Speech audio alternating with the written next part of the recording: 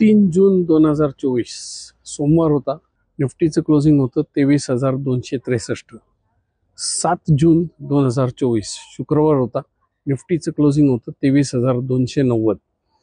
या आठवड्यातला स्टार्टिंग आणि एंडच्या पॉईंट्सचा फरक फक्त 27 पॉईंट्सचा आहे. आणि 4, 5 आणि 6 जूनला इलेक्शनच्या नादात सगळे लोक मार्केटमध्ये कबड्डी कबड्डी कबड्डी, या कबड्डीच्या नादात अनेक लोकांचं नुकसान झालं. आज काही लोक त्याचं भांडवल करायचा प्रयत्न करत आहेत. अनफॉर्च्युनेटली पॉलिटिकल लोक त्यांचा गेम खेळत राहतील, पण आपला गेम आपण खेळला पाहिजे. आणि तुमचा गेम आहे स्वतःला श्रीमंत करण्याचा आणि तुमच्या फॅमिलीला एक चांगलं आयुष्य देण्याचा. हा गेम जर तुम्ही खेळला नाहीत तर हा गेम तुमच्यासाठी कोणीही खेळणार नाही, हे लक्षात ठेवा.